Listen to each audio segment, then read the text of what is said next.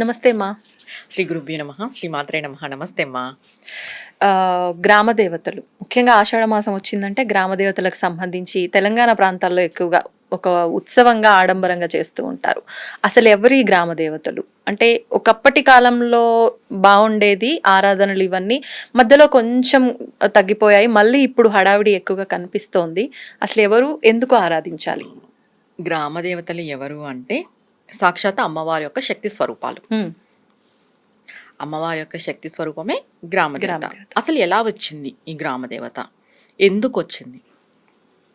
మనకు శ్మశానాలు ఉంటాయి కదా ఊర్లలో, అక్కడ స్వామి ఉంటాడు, భూతనాథుడు, శివుడు. ఈ భూత గణాలన్నిటినీ కూడా ఆయన కంట్రోల్ చేస్తూ ఉంటాడంట, ఊరిపైన పడుకోకున్నట్టు. అంటే అప్పుడు పూర్వము చనిపోయిన వాళ్ళందరూ భూతగణాలు శ్మశానంలో ఉండేటివి, అప్పుడు ఊరిపైన పడేటివి. ఇప్పుడు ఏం లేదు, ఊర్లో తిరుగుతున్నారు అందరూ. అంతే, విచ్చలవిడి అయిపోయాయి. అయిపోయి భూతగణాలన్నీ ఊర్లోనే తిరుగుతున్నారు. బతుకున్న వాళ్ళ పిచాచులు, ఇప్పుడు పోయిన వాళ్ళు పోయిన వాళ్ళు భూతగణాలు కాలేదు, బతుకుండేటోళ్ళే భూతగణాలే తిరుగుతున్నారు. అంటే వాళ్ళ యొక్క మనస్తత్వం, వాళ్ళ యొక్క మైండ్ సెట్ అలానే ఉంది. అవును, సక్రమంగా ఎక్కడున్నారు, లేదు. వాళ్ళ మైండ్ సెట్ ఎలా ఉంది? భూతాల కంటే చాలా దారుణంగా ఉంది. అవును, ఇప్పుడు బతుకున్న వాళ్ళే భూతాలు చెప్పాలంటే. పూర్వము చనిపోయిన వాళ్ళు భూతాలు అంటా ఉండ్రి. అప్పుడు పూర్వం ఏమైంది అంటే ఈ స్ట్రీట్ లైట్స్ లేవు, పెద్దగా సదుపాయాలు లేవు, ఇవన్నీ లేవు. కాబట్టి ఈ ఊర్లో నుండి ఈ భూతగణాలు ఊరిపైన పడకూడదు అని చెప్పేసి శ్మశానంలో ఈయన ఉంటాడు, శివుడు. ఆయన ఈ ప్రదోష టైం వస్తేనే తాండవం చేసేవాడంట. ఈ భూతగణాలు ఎక్కడ ఊరిపైన పడుకోకుండా ఈయన కంట్రోల్లోనే ఉండాలా అని చెప్పేసి. కానీ ఆయన తాండవం చేసి వాటిని ఎంత డిస్ట్రాక్ట్ చేయాలనుకున్నా కూడా కొన్ని భూతగణాలు దాటుకొని వచ్చేసేటవంట. ఆయన దాటుకొని చెప్తారు ఇది. ఈ శ్మశానంలో ఉన్న భూత ప్రేత గ్రహ పిశాచాలు ఊరిలోకి రాకోకున్నట్టు వెలిసిన వారే ఈ గ్రామ దేవత.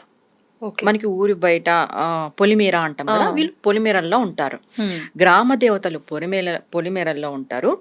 గ్రామానికి మధ్యలో శీతలాదేవి అనే దేవత ఉంటుందన్నమాట.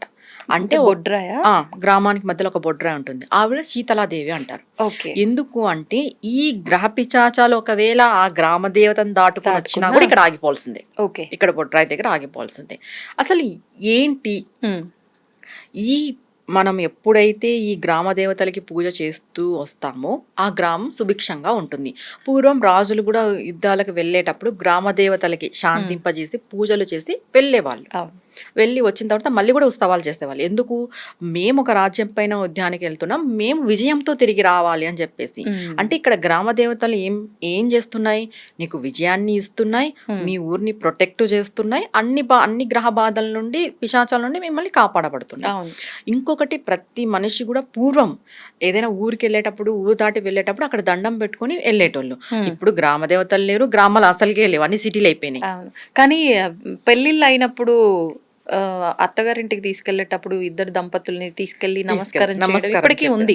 అంటే గ్రామ దేవత గ్రామాల్లో, సిటీల్లో లేదు. సిటీల్లో లేదు. అప్పుడు మొక్కుని వెళ్ళేవాళ్ళు అనమాట. అంటే ఎందుకు దండం పెట్టుకుని వెళ్ళేవాళ్ళు? మళ్ళీ నేను తిరిగి రావాలి. ఎప్పుడైతే గ్రామ దేవత యొక్క అనుగ్రహం ఉంటుందో నువ్వు మళ్ళీ తిరిగి ఆ గ్రామానికి వస్తావు. నీకు ఏ కీడు తలగదు, నీకు ఏ యాక్సిడెంట్ జరగదు, నువ్వు ఎక్కడ పోయి పడవు, నీకు ఏదో ఒక ఉపద్రవం వచ్చేది ఉంది, ఆవిడ కాపాడుతుంది.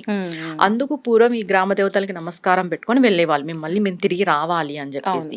ఆ రక్ష వాళ్ళకు ఉండేది.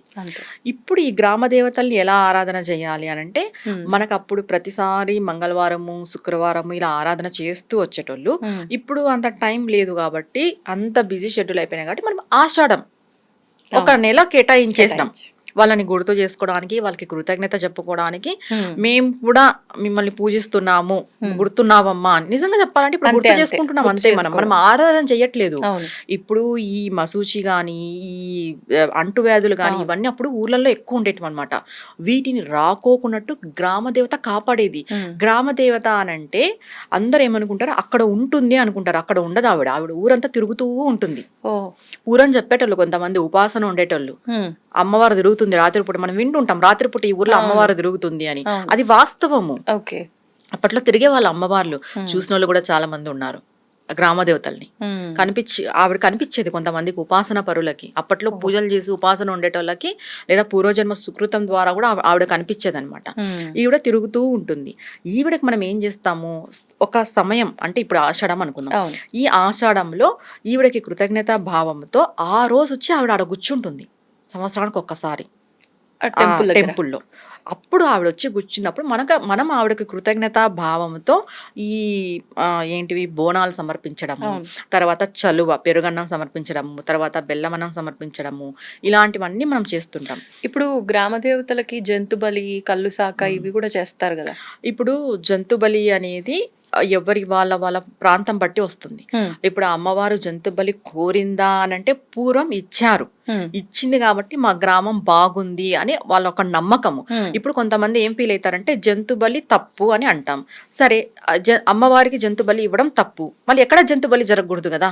ఆ, ఆ. మళ్ళీ మటన్ మార్కెట్లలో దీనిలలో జంతు బలి జరగట్లేదు, ఉమ్. మనం చంపడం లేదు. అవును. అమ్మవారి దగ్గర చంపితేనే మనం జంతు బలి అని క్వశ్చన్ చేస్తున్నప్పుడు నువ్వు ఊర్లో ఎక్కడ చంపకూడదు. ఇంకా అంతే అంతే. నువ్వు చంపుకొని తింటున్నావు కదా, నువ్వు బలి తీసుకుంటున్నావు కదా. అవును. సాధారణ ప్రజలు ఇప్పుడు బలి తీసుకున్నట్టా లేదా? అంతే. ఇప్పుడు మనమే కదా, ఇప్పుడు వీళ్ళంతా కదా చేస్తా ఉండేది. ఉమ్. తప్పు కదా అది. ఇది తప్పు కానప్పుడు దీన్ని క్వశ్చన్ చేస్తాం మనం. ఉమ్. అప్పుడు పూర్వం ఏ గ్రామానికి తగ్గట్టుగా ఆ గ్రామంలో ఆచారాలు ఉండేటివి. హా. ఇప్పుడు బలి ఇస్తేనే, ఇప్పుడు చిన్న ప్రాణం ఇది, ఈ ప్రాణాన్ని బలి ఇస్తే ఇక్కడ ఒక 10 ప్రాణాలు బాగుంటాయి అని వాళ్ళు తెలుసుకొని చేశారు. ఉమ్. ఉమ్. అది అలానే వచ్చింది. ఇప్పుడు అమ్మవారు కోరిందా అనంటే అమ్మవారు కోరలేదు, ఇప్పుడు వీళ్ళకి ఎవరో చెప్పింటారు, వాళ్ళు చేశారు, అది అలానే వచ్చింది. ఇప్పుడు అమ్మవారి దగ్గర జంతు బలి జరగకూడదు అంటే ఊర్లో ఎక్కడో జంతువులు చచ్చిపోకూడదు. అంతే అంతే. ఇంకా కొన్ని ప్రాంతాల వైజ్ ఇస్తారు, మీరు అన్నట్టు కళ్ళు ఇవన్నీ కూడా అమ్మవారికి సమర్పిస్తారు. ఉమ్. ఇది అంతా మనం చేసేది ఏంటి అంటే కృతజ్ఞత మనం తెలుపుతున్నాం అమ్మవారికి. ఆవిడ సంవత్సరం అంతా ఉండి మన గ్రామాన్ని సుభిక్షంగా సురక్షంగా, ఏ రోగాలు రాకోకున్నట్టు, ఏ అంటువ్యాధులు మనకి రాకోకున్నట్టు, ఏ గ్రహాల నుండి మనం ఇబ్బంది పడుకోకున్నట్టు, భూతపేత పిశాచాలు మనల్ని ఆవహించుకోకున్నట్టు ఉండడానికి ఈ అమ్మవారు మనల్ని కాపాడబడింది. కాబట్టి మనం కృతజ్ఞతా భావంతో ఆవిడకి దండం పెడుతున్నాం. ఇప్పుడు గ్రామ దేవత అంటే మన గ్రామానికి సంబంధించిన దేవత. ఇప్పుడు ఎవరి గ్రామంలో వాళ్ళు నివసించడం తక్కువ, ఎవరి బ్రతుకు తెరువు కొద్దీ వాళ్ళు వేరే వేరే పట్టణాల్లో గ్రామాల్లో ఉండాల్సి వస్తుంది.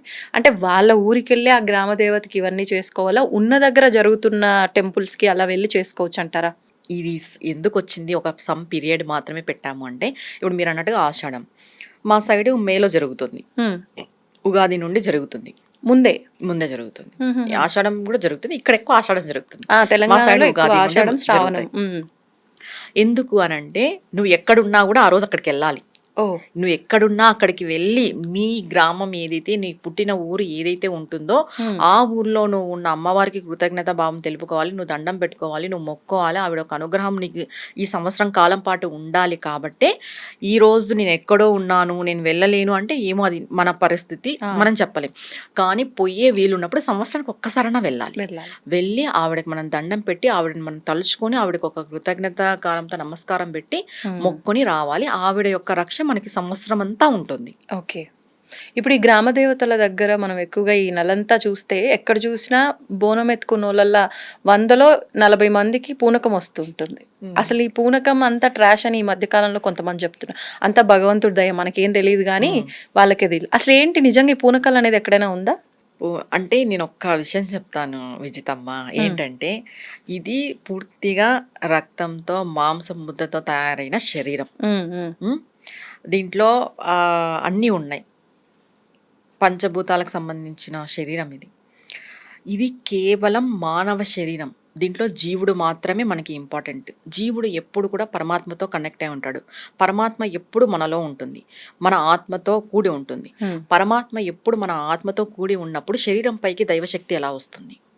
అది ఇది మాంసపు ముద్ద. చెప్పాలంటే ఎన్నో పాపకర్మలు చేసి ఉంటేనే నీకు మానవ జన్మ లభిస్తుంది. పుణ్యము పాపము 2 చేసుంటేనే నీకు ఈ మానవ జన్మ అనేది లభిస్తుంది. కర్మ జన్మ చెప్పాలంటే కర్మ శరీరం, కర్మ జన్మ. ఇలాంటి కర్మ శరీరం పైకి దేవత యొక్క శక్తి ఎలా వస్తుంది? అది దివ్య చైతన్యము. దేవత శక్తిని నువ్వు సాధారణ మానవం పైకి వస్తుంది అనడమే తప్పు. అంటే వాళ్ళంతా అబద్ధం చెప్తున్నారు వాళ్ళు అబద్ధాలు చెప్తున్నారనే విషయం మనం పక్కన పెడదాం, మనం నిజం మాట్లాడుకుందాం ఇప్పుడు. ఓకే. వాళ్ళు అబద్ధాలు చెప్తున్నారనేది మనకు అనవసరం. నిజం ఏంటి అంటే శుద్ధ చైతన్య శక్తి, దేవతా శక్తి. నీకు అంత కెపాసిటీ ఉందా? నీ శరీరానికి అంత కెపాసిటీ ఉందా? ఎంతసేపు జీవాత్మ పరమాత్మతో కనెక్ట్ అయ్యేకే ప్రయత్నం చేస్తుంది తప్ప నీ మనసులో ఆల్రెడీ పరమాత్మ ఉన్నాడు, నీ జీవాత్మతో కూడుకొని పరమాత్మ ఉన్నాడు. అలాంటప్పుడు శరీరం పైకి వచ్చేదేంటి? ఉన్న పరమాత్మ శరీరం పైకి వస్తాడా? ఆలోచించాలి, సైంటిఫిక్ గా ఆలోచించినా కూడా అంతే కదా. ఇక్కడ ఏంటి అని అంటే వాళ్ళు వస్తుందని అబద్ధాలు చెప్తున్నారో, రాదు అని అబద్ధాలు చెప్తున్నారో, లేదా అది సైకలాజికల్ ప్రాబ్లమో మనకు తెలీదు, వాళ్ళు ఎలా అయినా చెప్పని. కానీ మనం తెలుసుకోవాల్సిన నిజం ఏంటి అంటే ఈ మాంసపు నేత్రాలతో దీంతో తయారైన అంటే ఈ మాంసపు ముద్ద శరీరం పైకి శుద్ధ చైతన్య శక్తి అనేది ఎలా వస్తుంది? Question mark. రాదు. అది చాలా పవిత్రమైన శక్తి, దేవతా శక్తి. అంటే అసలు ఏమనుకుంటున్నాం ఇప్పుడు? దేవత నీ శరీరం పైకి వస్తుంది అని అంటే నీ దేవతతో నువ్వు మాట్లాడుతున్నావు అని అర్థం. దేవతే మాట్లాడుతుంది అంటారు కొంతమంది. వాళ్ళు అలాంటి దేవత మాట్లాడినప్పుడు మనకి ఇన్నెందుకు జరుగుతున్నాయి? మాట్లాడడం అంటే గుర్తొచ్చింది, ఇప్పుడు ఆషాఢంలో ఇక్కడ బోనాలు జరుగుతాయి కదా, లాస్ట్లో అమ్మవారు వారి పైకి అంటే తరతరాలుగా ఒకే కుటుంబ సభ్యుల పైకి వస్తున్నారని రంగము అని చెప్పి పచ్చికుండపై ఎక్కటము. మరి అమ్మవారే పైన లేనప్పుడు నార్మల్ టైంలో మనం ఆ కుండపై నిలబడలేం. పచ్చికుండ పైన ఎందుకు నిలబడ్డారు అంటే అమ్మవారు నిజంగానే వచ్చింది, తర్వాత అసలు ఊరు ఎలా ఉండబోతోంది ఇవన్నీ చెప్తారు అని అంటే అది దివ్య దృష్టి. దివ్య దృష్టి వేరు, అమ్మవారు ఒంటిపైకి రావడం వేరు. ఇప్పుడు దివ్య దృష్టి అనేది సాధన పరంగా వస్తుంది. దివ్య దృష్టి అంటే ఏంటి? ఇప్పుడు రానున్న కాలంలో ఏం జరగబోతుందని మనం దివ్య దృష్టిలో చూసి సిక్స్త్ సెన్స్ అంటాం చెప్పాలంటే, దాన్ని చూసి మనం చెప్పగలుగుతాం. ఇప్పుడు అమ్మవారు ఒంటిపైకి వచ్చే విషయం అనేది అంత శుద్ధ చైతన్య శక్తి మన మానవ బాడీ పైకి, శరీరం పైకి, ఈ కర్మ శరీరం పైకి, కర్మతో పుట్టిన జీవి ఇది తెలుసుకోవాలి. మనం ఎన్నో పాప పుణ్యాలు కర్మలు చేసింటేనే మనకి ఈ జన్మ లభించుంటుంది, లేకపోతే నీకు మోక్షం వచ్చు. నువ్వు అంత పుణ్యం చేసింటే నువ్వు మోక్షానికి వెళ్ళిపోతాయి. ఏ వైకుంఠంలో ఉండాలి, ఏ కైలాసంలో ఉండాలి, ఏ మణిద్వీపంలో ఉండాలి. నువ్వు ఇంకా మానవ శరీరం ఎత్తినావు అంటే నువ్వు కర్మ చేసినావు అనే కదా అర్థము. ఆ కర్మ అనుభవించేకే కదా నువ్వు మానవ శరీరం ఎత్తిండేది. ఈ శరీరం అనేది ఒక బేస్ అంతే, శరీరం ప్రధానం కాదు ఇక్కడ. కానీ మనం ఏం చెప్తున్నాము? శరీరం పైకి వస్తుంది, శరీరం పైకి వస్తుంది అని చెప్తున్నాం. అసలు శరీరమే ఇక్కడ శాశ్వతం కాదు. మనం ఏం చెప్తున్నాం? ఆత్మస్వరూపం శాశ్వతము అని చెప్పినప్పుడు శరీరం అనేది ఏంటి? బూడిద. అలాంటి శరీరం పైకి అంత శుద్ధ చైతన్య శక్తి ఎలా వస్తుంది? ఒకటి ఏంటంటే ఈ సౌండ్స్ థెరపీ ద్వారా నేను ఒక విషయం చెప్తాను. ఈ సౌండ్ ద్వారా, ఈ సౌండ్ ఎనర్జీ ద్వారా అక్కడ ఉన్న వైబ్రేషన్ అనేది ఉంటుంది. ఆ వైబ్రేషన్ ద్వారా కూడా వాళ్ళు అలా మారడానికి అవకాశం ఉంది. కొన్ని సౌండ్స్ కొందరికి పడవు. మనం కూడా కొంచెం ఇంట్లో ఎక్కువ అరుస్తూ చికాగ్గా ఉంటే చికాగ్గా అనిపిస్తుంది. ఏ అరచద్దు, మాట్లాడద్దు, సైలెంట్గా ఉండ. మనం ఎందుకు చెప్తాం? ఒక టైప్ చికాకు వస్తుంది. ఆ చికాకు వచ్చి మనం కూడా అరుస్తాం. ఇది ఏంటి అంటే ఇది అర్థమయ్యే నేను ఎవరి నమ్మకం వాళ్ళది. నేను ఒక నమ్మకాన్ని నేను నమ్మద్దు అని చెప్పను, కానీ అనవసరంగా నమ్మి మోసపోకండి. కొంతమంది మోసం చేస్తున్నారు. ఈ అమ్మవారు ఒంట్లోకి వస్తుందనే బ్రిడ్జ్ వేసేసుకొని దీన్ని బేస్ చేసుకొని మోసం చేస్తున్నారు. మోసపోకండి. మోసం చేయకోకున్నట్టు వాళ్ళ దగ్గరికి వెళ్ళి మీకు ఏదో జరిగింది, వాళ్ళు న్యాయంగానే ఉన్నారు, వాళ్ళు ధర్మంగానే ఉన్నారు అని అంటే ఓకే, నమ్మండి. అది మీ నమ్మకం. నేను ఎవరిని తప్పుపట్టని విషయంలో మోసపోయేంతలా నమ్మద్దు. మనం కూడా నిజాలు తెలుసుకోవాలి. భగవంతుడు మనతో మాట్లాడతాడు, భగవంతుడు మనకి కనిపిస్తాడు, భగవంతునితో మనం సంభాషణ చేయొచ్చు, అమ్మవారితో మనం సంభాషణ చేయొచ్చు, అమ్మవారు మనకు కనిపిస్తుంది. మనం పూర్తిగా సాధన చేస్తూ చేస్తూ చేస్తూ చేస్తూ ఉంటే మనం అమ్మవారిలోకి ఐక్యమైపోతాం, మనం అమ్మవారు అయిపోతాం తప్ప సపరేట్గా శక్తి మన శరీరం పైకి అయితే ఆవహించదు. ఓకే, మనం అమ్మవారు అయిపోయే ఛాన్సెస్ ఎప్పుడు ఉంటాయి? పోవాలి, కొన్ని సంవత్సరాలు పోవాలి. ఈ జన్మ సరిపోదు చెప్పాలంటే, మళ్ళీ ఇంకొక జన్మ ఎత్తాలేమో. అలాంటి ఇది రావాలన్నా కూడా అట్లాంటిది మనం అమ్మవారిలో కలిసిపోయే అవకాశం ఉంది తప్ప అమ్మవారి యొక్క శక్తి ఒంటిపైకి వస్తుంది అనేది అది అంత నమ్మశక్యమైన విషయం కాదు. ఒకవేళ ఒక వైబ్రేషన్తో, ఒక దివ్య దృష్టితో, వాళ్ళకున్న సాధనా బలంతో వాళ్ళు ఏదైనా చెప్పచ్చేమో కానీ అమ్మవారు ఒక శక్తి వచ్చి పలికిస్తుంది అట్లా రాదు శక్తి. అది శుద్ధ చైతన్యమైన శక్తి. ఆ శక్తిని వస్తే మనం భరించలేం. మనం ఒక లైట్ ఉంటుంది, ఆ లైట్ని తీక్షణంగా ఒక 1/2 అవర్ చూడమంటే చూడగలమా? చూడలేం. ఒక 1/2 అవరే నువ్వు ఒక లైట్ని చూడలేనప్పుడు అంత శక్తిని మన వల్ల ఎలా భరిస్తుంది? మనం కొంచెం ప్రాక్టికల్గా ఆలోచించాలి ఈ విషయం. మనలో పరమాత్మ ఎప్పుడో దాగి ఉంటుంది. మన పరమాత్మ జ్యోతి అనేది మన ఆత్మలో ఎప్పుడు ఉంటుంది, మన మనసులో ఎప్పుడు ఉంటుంది. దాన్ని మనం అవేకింగ్ చేయడమే ఈ సాధనా ప్రాసెస్. అంటే దాన్ని మనం మేల్కొల్పుతున్నాం. ఇప్పుడు పూర్వజన్మ సుకృతం ద్వారా, మన పూర్వజన్మ జన్మాంతరం ద్వారా మనకి ఈ సాధనా బలం అనేది ఉంటుంది. మనం ఏం చేస్తున్నాం ఈ జన్మలో, పోయిన జన్మలో ఎక్కడైతే సాధన ఆపేసామో ఈ జన్మలో ఆ సాధన మేల్కొల్పుతున్నాం. ఈ మేల్కొల్పే ప్రాసెస్, ఈ చక్రాస్ యాక్టివేట్ చేయడము, ఈ దివ్య దృష్టి, మనం దేవునికి దగ్గర కావడము, ఆ శక్తిని మనం చూడడము, దేవునితో మాట్లాడడం, ఇవన్నీ ఏంటంటే మనల్ని మనం యాక్టివేట్ చేసుకోవడం, సాధన పెంచుకోవడం. అంతే తప్ప శరీరానికి భగవంతునికి సంబంధం లేదు. శరీరం కేవలం క్రతువులు చేస్తుంది, కానీ మనస్సే ఇంపార్టెంట్. మనస్సు భగవంతుడు ఎప్పుడు దగ్గరగానే ఉంటారు. సపరేట్గా భగవంతుడు రావాల్సిన అవసరం లేదు మన శరీరంలోకి. ఆల్రెడీ మన మనసులో భగవంతుడు ఉంటాడు. శరీరానికి భగవంతునికి సంబంధం లేనే లేదు.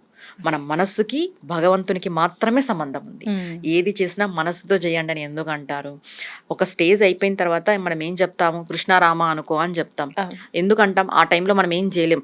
ఈ శరీరం అనేది ఏంటి, మనల్ని డిసిప్లిన్ చేసుకొని కొన్ని క్రతువులు మనం చేస్తూ లాస్ట్కి చివరికి ఏంటి? శూన్యం. అక్కడ చెప్పాలంటే నీకు శుద్ధ చైతన్యం అంటే శూన్యం. అక్కడ భగవంతుడు కూడా ఉండడు. మన ధ్యాస నిలబడడానికి, మన ధ్యానం నిలబడడానికి ఇప్పుడు శంకు చక్ర గదా హస్తాలతో విష్ణుమూర్తిని మనం చూస్తున్నాము. అమ్మవారిని ఇది చెరుకు విల్లు పాశాలతో మనం చూస్తున్నాము. ఎందుకు? మన ధ్యానం నిలబడాలి. అమ్మవారు ఇలా ఉంటుంది, అమ్మవారి ఎర్రటి రంగు చీర కట్టుకుని ఉంటుంది, అమ్మవారి యొక్క చెవులు సూర్యచంద్రులు, అమ్మవారి యొక్క స్తనాలు సూర్యచంద్రులు, అమ్మవారి యొక్క నడుము చిన్నగా ఉంటుంది, ఆవిడ నడుముకి వడ్డానానికి గంటలు ఉంటాయి, ఆవిడ పాదాలు ఎర్రగా ఉంటాయి, గోళ్ళు తెల్లగా ఉంటాయి. ఇదంతా ఏంటి? మన ధ్యానం నిలబడడం కోసం. మనం కళ్ళు మూస్తే మనకి ఎటువంటి ఆలోచనలు లేకోకున్నట్టు ఉండాలి. కాబట్టి మనం ఇలా అమ్మవారిని ధ్యానిస్తూ ఉన్నాం నిలబడడం కోసం. నువ్వు ఇలా ధ్యానించి పోయిన తర్వాత లాస్ట్కి ఏం మిగులుతుంది? శూన్యం. ఏం మిగలదు. ఆ శూన్యంలోకి వెళ్ళడమే అసలైన సాధన. పరమాత్మ ఎప్పుడు మనలోనే ఉంటాడు, మన ఆత్మకి కనెక్ట్ అయి ఉంటాడు. ఇంకా మళ్ళీ వేరే శక్తి మన ఒంటిపైకి ఆవహించేది అనేది అయితే అదేం లేదు నా వరకు. ఇది నా అభిప్రాయం మాత్రమే. ఒకరిని కించపరచాలని కాదు, ఒకరి నమ్మకాలని తిప్పి కొట్టడానికో లేదా వాళ్ళని ఇది చేయడానికో కాదు. ఎవరెవరి నమ్మకం వాళ్ళది. కానీ గుడ్డిగా నమ్మి మోసపోకండి. ఎవరిని పడితే వాళ్ళని నమ్మి మోసపోకండి. అలర్ట్ గా ఉండండి. ధన్యవాదాలు. నమస్తే అమ్మా.